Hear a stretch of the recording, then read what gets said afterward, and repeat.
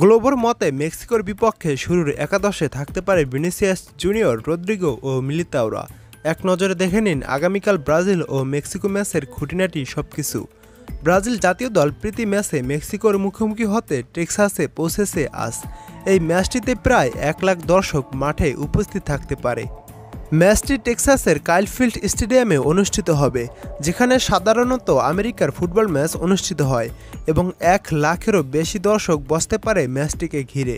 Mexico ও ব্রাজিলের ম্যাচটি শুরু হবে আগামীকাল শনিবার দিন, যে রাত মানে রবিবার সকাল 6টা 30 মিনিটে ম্যাচটি শুরু হবে।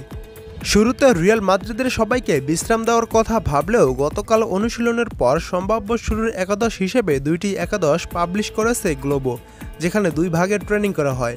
মানে সহজ করে বলতে গেলে 2 ভাগে অনুশীলন করিয়েছে 11 জন করে। আগামীকাল ট্রেনিংয়ের উপর ভিত্তি করে এই 2টি একাদশ থেকে যে কোনো একটি একাদশ বেছে নেবে কোচ দরিবাল জুনিয়র। এক নজরে দেখে নিন যেমন একাদশটি সাজিয়েছে গ্লোবো, এবং যেটি হতে পারে মেক্সিকোর বিপক্ষে ব্রাজিলের একাদশ। গ্লোবোর করা প্রথম একাদশটি হল লেফট সাইডে ভিনিসিয়াস জুনিয়র এবং রাইট সাইডে রদ্রিগো এবং মাঝ বরাবর এনরিক, এবং মিডফিল্ডার হিসেবে রয়েছে 3 জন। তারা হলো লুকাস পাকেতা, ব্রুনো গুইমারেস বা ডগলাস লুইস, এই 2 জন থেকে একজন, এবং রাইট সাইডে রয়েছে জোয়াও গোমেস। ডিফেন্ডার হিসেবে রয়েছে 4 জন। তারা হলো ধানিলো, এদের মিলিতাও, মার্কুইনহোস ও ওয়েন্ডেল, এবং গোলরক্ষক হিসেবে রয়েছে ব্রাজিলের প্রথম পছন্দ এলিসন বেকার।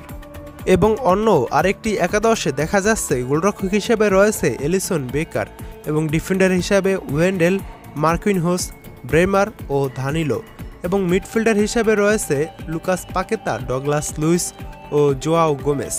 ফরওয়ার্ড হিসেবে রয়েছে 3 জন। তারা হলো গ্যাব্রিয়েল মার্টিনেল্লি, এনরিক ও রাফিনহা।